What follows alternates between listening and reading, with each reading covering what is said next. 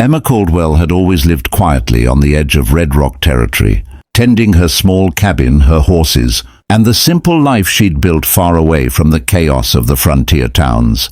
But everything changed the evening she walked into Silver Creek and saw 3 deputies beating a terrified young Apache boy behind the sheriff's office, his wrists bound, blood dripping from his lip, and his eyes filled with the kind of fear no child should ever carry.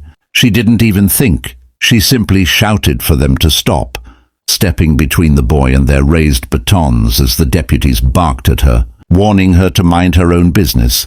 But Emma's voice didn't shake when she said, "A child is everyone's business," earning herself a brutal shove to the dirt, yet she still crawled to cover the boy with her own body, shielding him from the next blow. The deputies laughed and cursed, calling her foolish.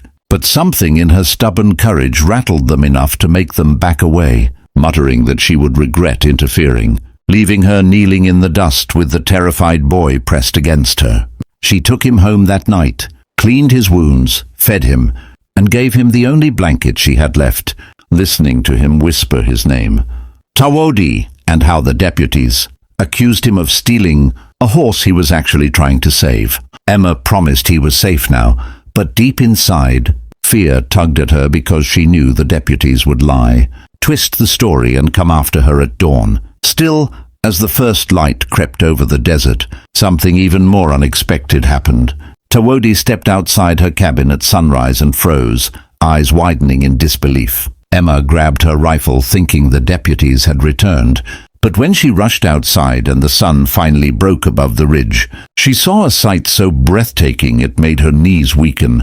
Row after row of mounted Apache warriors, 176 of them, stretching across the valley like a living wall of history and vengeance. Their spears raised, their faces painted for war, their horses pawing the sand as dust swirled around them like a storm. At their center sat a powerful elder with white braids and a hawk-feathered staff, staring at Emma's cabin with silent intensity. Tawodi whispered that this was Noka, one of the tribe's war leaders, and that his warriors must have tracked his scent all night. Emma felt her heart hammering as she stepped outside, realizing the quiet world she knew was gone forever, replaced by something far bigger than herself.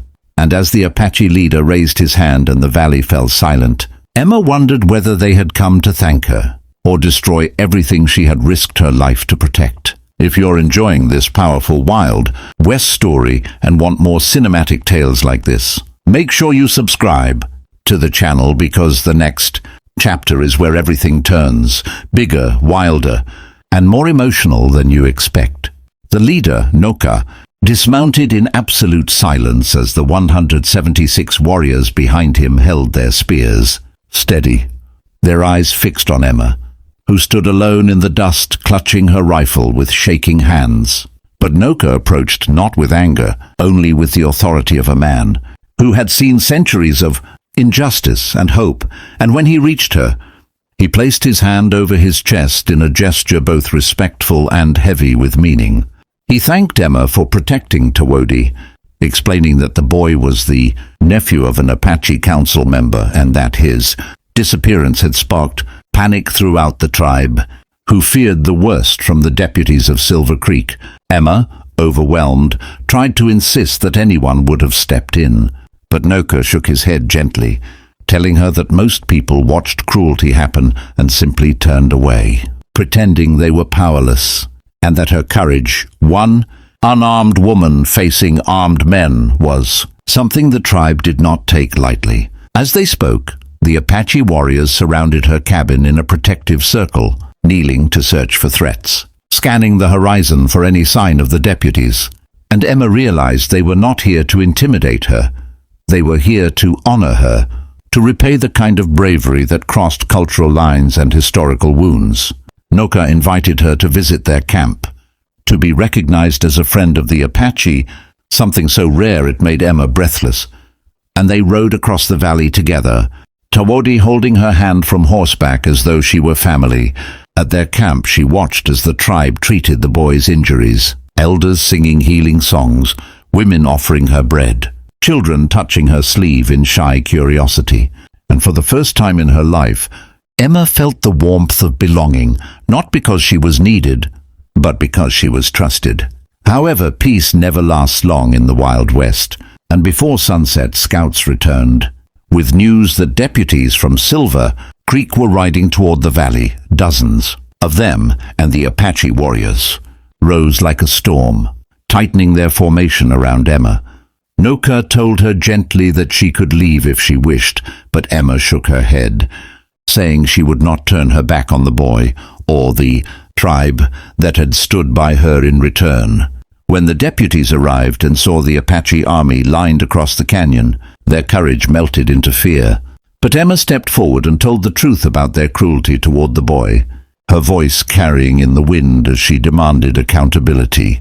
The deputies' captain, realizing they were outmatched and outnumbered, tried to deny her claims until Noka stepped beside her, declaring that the Apache had seen enough bloodshed and would not tolerate lies anymore. The confrontation ended without violence because the tribe's sheer presence forced the town officials to retreat, muttering bitterly but knowing they had no power here. When peace returned and the dust settled, Noka told Emma she now had a place among them whenever she wished, a friend to their people, a protector to their youth, and an ally to their future. Emma rode home that night escorted by 100 warriors, the moon lighting their path. And as she looked back at the valley glowing with campfires, she realized her life had changed forever, not because she had fought with weapons, but because she had chosen kindness when it mattered most. If you loved this emotional, cinematic Wild West story, make sure you subscribe to the channel, because many more powerful tales are on the way, and your support helps keep these legendary stories alive.